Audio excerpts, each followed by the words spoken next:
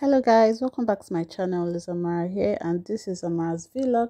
So today we're going to be doing something different. This is in response to a subscriber's comments. They wanted to know how I make my coconut chips for my granola.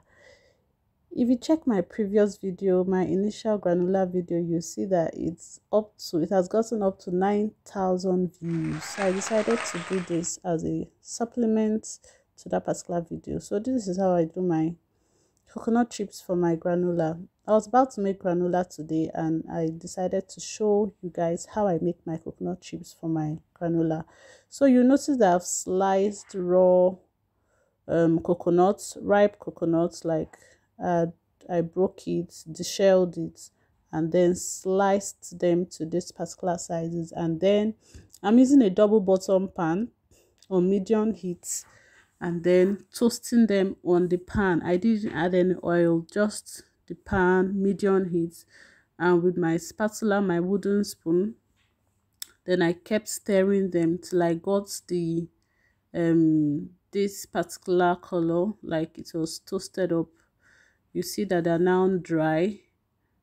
Some of them are browned up. I didn't allow it to get burnt. Just some of them are brown, not the whole of the coconut chips. Some were still white, but I liked it this way.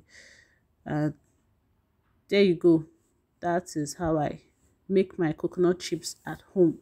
Then I'm going to set them aside. I'll allow them to cool and then move on to do my granola with the same pot that I used in making my coconut chips. Today I'm going to be using olive oil instead of coconut oil, but guys, I bet you coconut oil is better than this, way better than olive oil. So don't try using olive oil for your granola.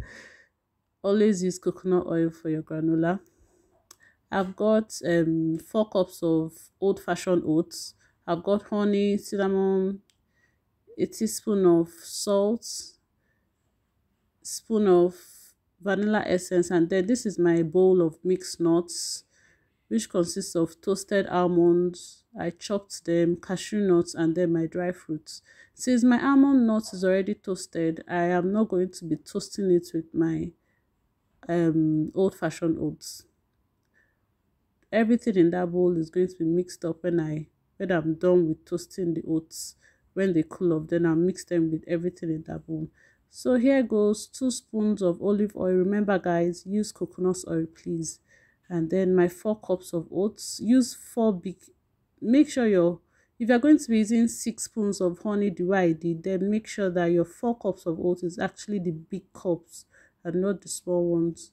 And then I've put in my dash of cinnamon, my teaspoon of dash of salt, and my vanilla essence. Then you keep stirring everything for like say 10 minutes. Remember, you are on medium heat and this pot is the double bottom pot. I think the proper name is a casserole. So I've been stirring for say an average of 10 minutes, and you notice that the bottom of the pot is all browned up now, almost looking burnt, but I've gotten what I want by this time. Then set them aside, allow it to cool. When it cools off, then mix everything together.